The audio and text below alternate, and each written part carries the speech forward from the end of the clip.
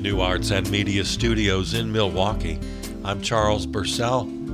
This is The Log, a monologue of political, cultural, and media criticism from a social anarchist, abolitionist perspective.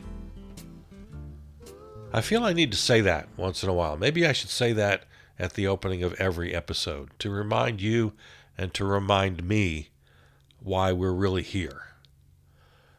There are very bad, evil, misguided people doing everything in their power to control you and to control the world. And we just can't have it. We can't let that be. So in my mind, my number one purpose for talking to you twice a week is to help you understand what's happening and to talk out loud about how we should approach this problem. Now, if the world worked the way it ought to work, everybody would have a podcast. Everybody would have a voice. And you might laugh and say, well, everybody does have a podcast. Well, that's true, and that's good. When I say everybody should have their own podcast, I really wish, I mean, it's just in a perfect world, we'd all be talking to each other. And what makes this particular content a model I wish everyone would follow is not that I'm so great. It's that I have absolutely no interest in running up my numbers. That means I'm never going to give you a clickbait headline. I'm never going to cover stories that are just sensational. I'm not going to chase headlines that are the most exciting, that create the most prurient interest. I'm not interested in finding the most egregious foibles of the regime and exposing them and insulting them in the most brutal and creative fashion. That's what a lot of these guys seem to be doing. You're not being served by anybody whose primary goal is clicks and likes and listeners and subscribers. My advice to you right now is just don't even go there. Curate your media sources carefully. Don't go wandering around different social platforms and YouTube and, don't doom scroll. That's not going to help you. In fact, just the opposite. All it does is ensnare you into the deepest realms of the cesspool that the media has become, that political discourse has become. And then you just become part of it. You become damaged to a point where you can't even function in what we hope can be a democratic society. Because I would hope that that's the one thing we all still want. And we want democracy, a functioning democracy. And that's why my criticism is from a social anarchist point of view. Because that means very simply democracy in its purest form. And when I say abolitionist, let's be clear. I'm not kidding. Yeah, I mean, abolish money, abolish borders, abolish the nation state, abolish political parties, abolish the police, abolish prisons. We're basically doing everything wrong right now when it comes to the role of money and profit in how we produce and distribute necessary goods and services, the way we go about collective decision-making, whether it be through political institutions, customs, norms, the outsized role of corporations and financial institutions in making decisions over our lives, the way we educate our children, the way we care for the elderly. We're basically doing everything wrong right now. So I would encourage you, when you do seek out news and analysis, you need to actively escape from the siren song of the algorithm. The algorithms are constantly pulling you in. They're luring you. They know how to do it. That's the siren song, pulling you in. And once you fall victim to that, it starts playing with your mind immediately. You think it's real. You begin to believe that the limited scope of the ideas you're hearing is all of reality. you've walked right into Plato's cave. If you don't know that reference, look it up. And once you're there, you have to take it upon yourself to make your escape, to free yourself from the shackles, to exit that dark cave filled with false ideas and false images projected on the screen by those with their own ulterior motives without your interest at heart. All right, well, I went on longer than I should have there. So let's look at some stories. Again, we won't get to them all. That's impossible. But let's get to what we can and try to put them in that perspective. How those stories might look a little different when we look at them through the lens of the social anarchist abolitionist. Let's start with the Time Person of the Year. Such an important story. In 2023, I was yelling that the Time Person of the Year absolutely has to be AI. There's no competition. It's AI. 2023, 2 years ago, was when ChatGPT made its debut. All of a sudden, everybody's talking about AI. We're beginning to understand, or at least wonder about, worry about its impact. Yeah, 2023 was a very, very big year for AI. And Time magazine gave the Person of the Year to Taylor Swift, which is hilarious because just only a few years from now, 10, 20, 50, I don't know how long it's going to take, but people are going to look at the Time Person of the Year and think, what? Taylor Swift? Why did she get Person of the Year? Or more accurately, who was Taylor Swift? So that was ridiculous. And then 2024, they gave it to the Orange Meat Puppet. Like, okay, well, all right. AI continued to develop and change our world and just put everybody up in arms about where this is going. So finally, in 2025, it's got to be AI. Or I'm going to begin to think that Time Magazine's Person of the Year is not really as important as we think it is.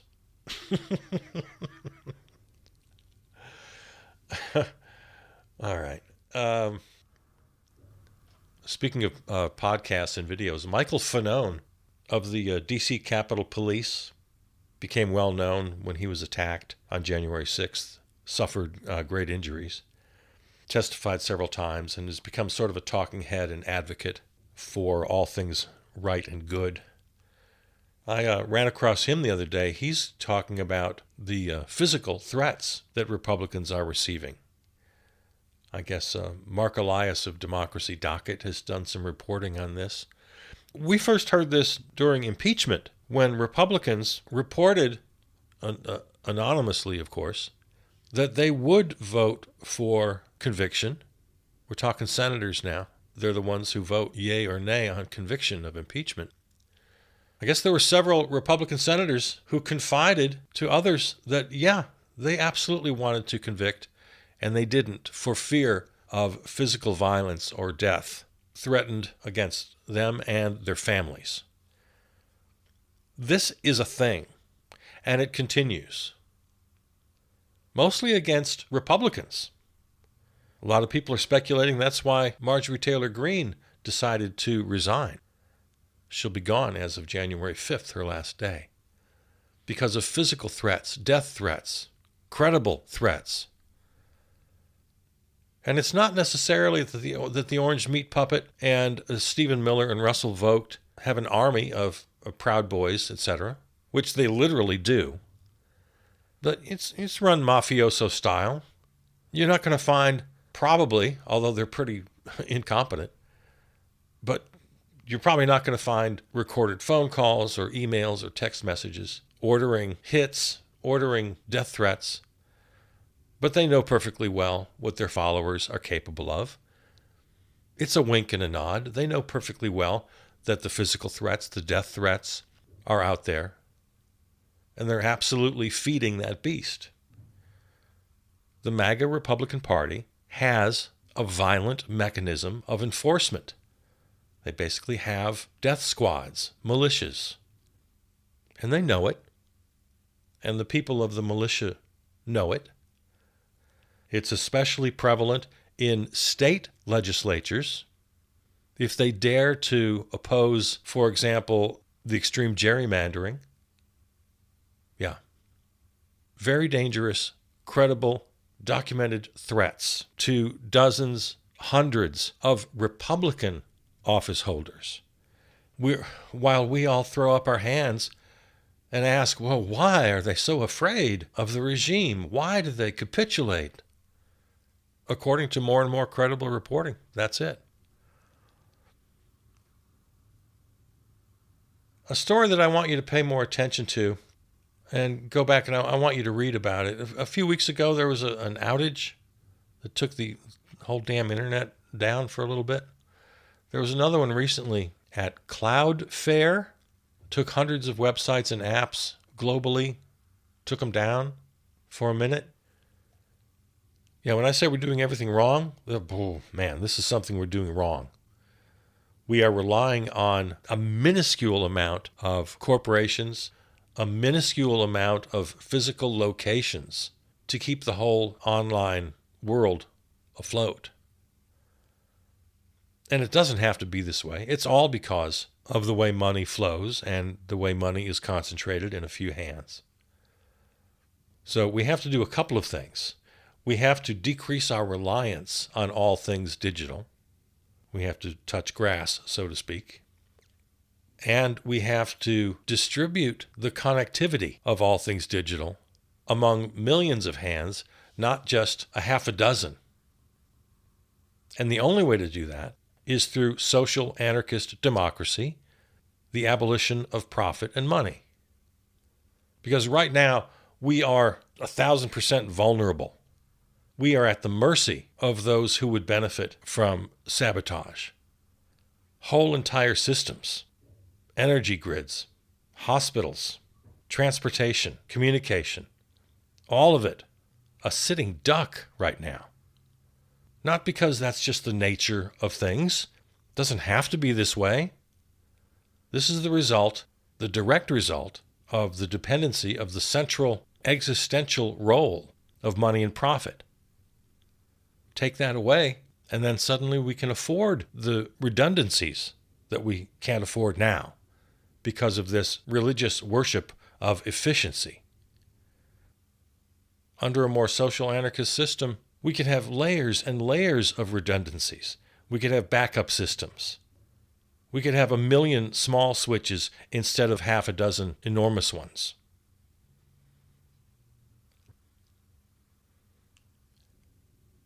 The ICE and CBP attacks on our neighbors continue every day. Stories. An especially egregious story that I came across out of Washington State. On one particular ICE raid, they used an attack dog who mauled a man named Wilmer Toledo Martinez. Suffered horrific injuries. Senator Patty Murray of Washington wrote in a statement, "An ICE agent lured Wilmer out of his home under false pretenses, posing as a construction worker who claimed to have hit Wilmer's car and needed him to step outside to verify. Another agent, accompanied by a dog, was hiding nearby and released the dog on Wilmer shortly after he stepped outside. Suffered serious wounds, was denied medical treatment for hours, was not resisting arrest or attempting to flee when the dog attacked. Martinez was brought to the U.S. at age 15. He's undocumented. His wife and children are American citizens." So that's just one of 100 stories I could tell you. We have to remove the regime. There are no halfway measures. There's no way to check them or regulate them or watchdog them. We just have to remove the regime. For my money, the biggest story of the week is something I'm going to ask you again to go look up for yourself. I can't stress enough, find some sources that you can trust. And 99 times out of 100, they're writers, not video personalities. Okay? But this particular story is on the National Security Strategy released on Friday. It's something that administrations do, American presidential administrations. Basically lays out their foreign policy. And it's way too big for me to try to describe in this short time, but I do want you to look it up because it's really important. You and I have talked a lot about how the orange meat puppet and Miller Vogt, and for that matter, J.D. Vance and the oligarchs, the people who really hold the power and have the big ideas from Project 2025, they want nothing more than to be one of a handful of authoritarian regimes. And this document really outlines that pretty unapologetically. Like Project 2025, like other statements they've made, they're not hiding from us. They're telling us what they want. They're telling us how the world ought to work. And in this case, they show open disdain for democracy, openly fascist, openly favorable to Russia, because, well, that's another authoritarian regime that our authoritarian regime has this sort of odd respect for. It's like gangs in a city, street gangs, criminal gangs. They each have their territory, and it's understood. Now, I'm no expert in this area. I'm thinking mostly of old movies and TV shows, but it's the analogy that's important here, the comparison. So think of gangs in a city. They each have their territory, and they respect that. Yeah, we're rivals, but we have a certain respect for each other, and we'll respect each other's territories, and we'll do our own little crimes here in our part of the city, and you do your crimes in your part of the city. That's exactly the attitude that this regime has about Russia, about China. Those are the three big powers as they see it. And so this so-called strategy for America sees this regime as the gang that controls the Western Hemisphere. They're laying out their territory.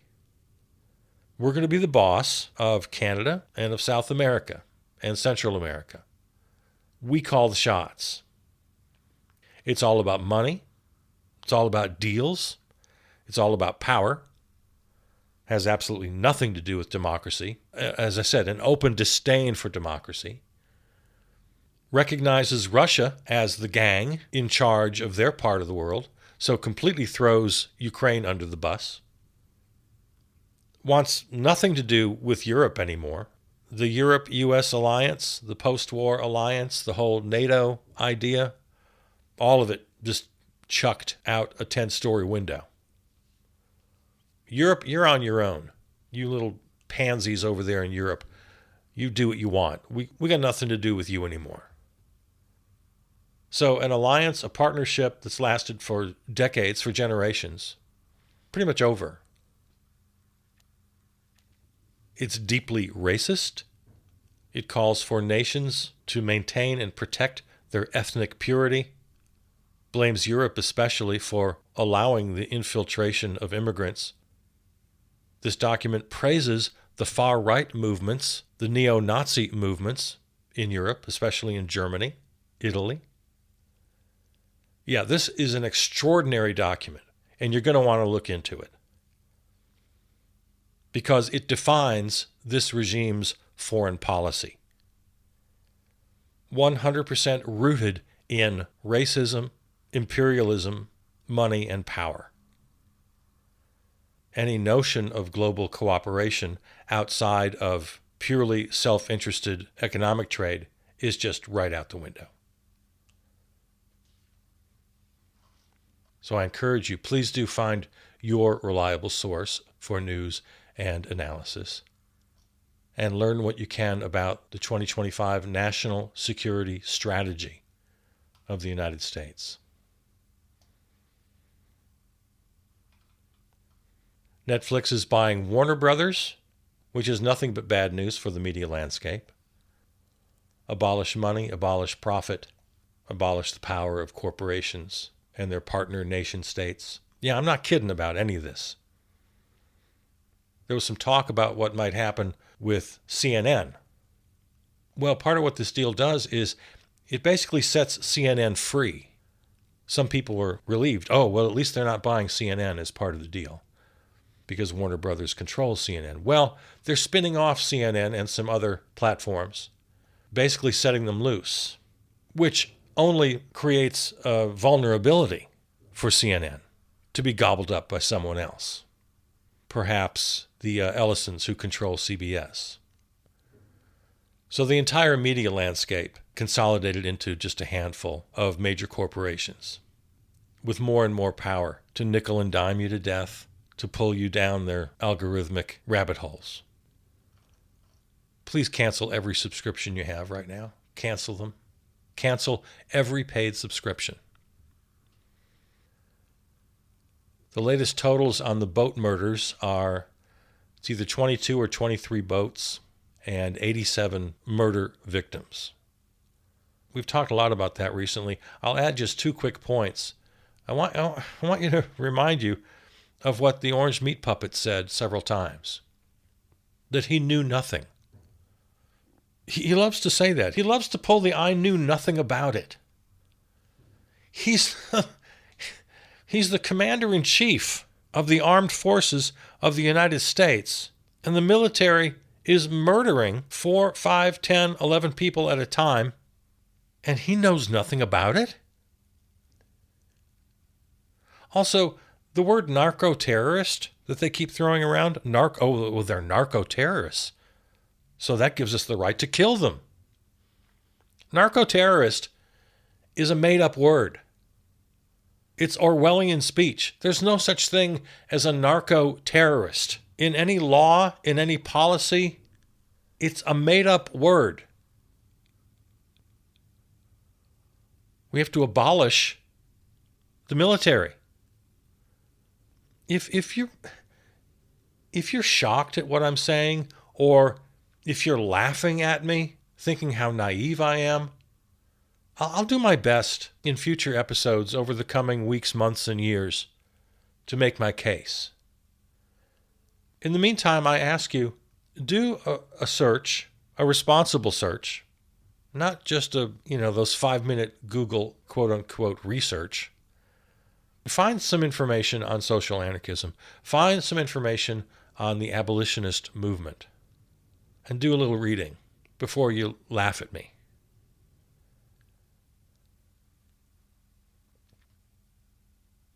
The guy who planted the pipe bombs in Washington, D.C.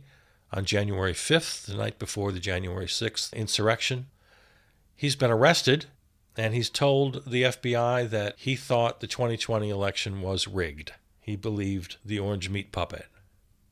There are some saying that the J6 pardon issued by the Orange Meat Puppet should apply to him because it was a wide-ranging, very general pardon. It pardoned anybody related to the January 6th activities in and around D.C. So take that for what it's worth. The Orange Meat Puppet got the fake Peace Prize from FIFA, one of the more corrupt organizations you're going to find on the planet. It's kind of hilarious. Does he believe this? Is he that addled that he believes this FIFA Peace Prize is legitimate? That it's not anything but a sad and pathetic joke?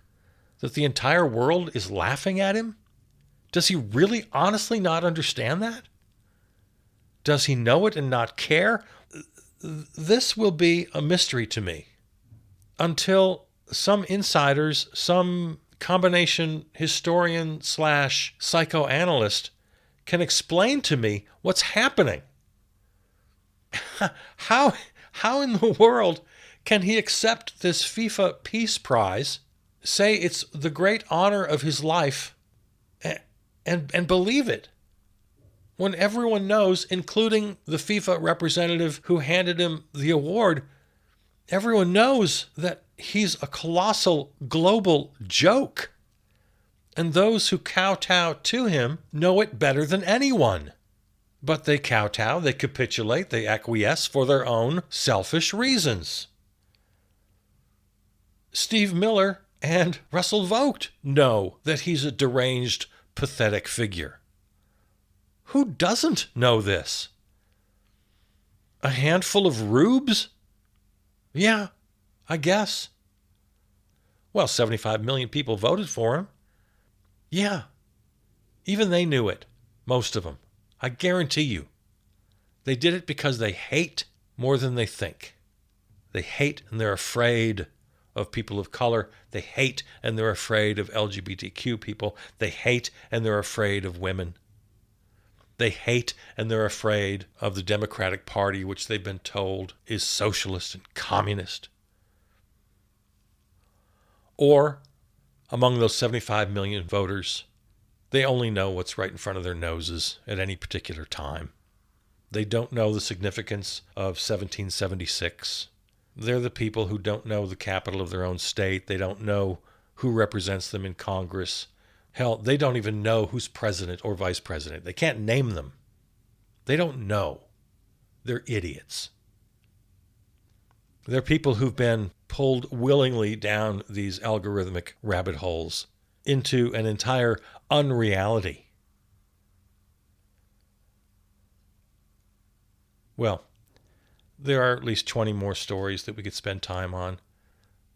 The RFK Jr. Vaccine Advisory Board voted to not recommend hepatitis B vaccines for newborns, even though it saved millions of lives. So, with one vote on one Wednesday afternoon, RFK's Health and Human Services just signed the death warrant for tens of thousands of babies. All because he had voters that the regime wanted. Part of those 75 million that I was just talking about. That was the only reason Bobby Kennedy became Secretary of Health and Human Services, because the regime wanted to win some votes. They don't give a damn about health. That's the last thing on their mind. Millions of people die, who cares?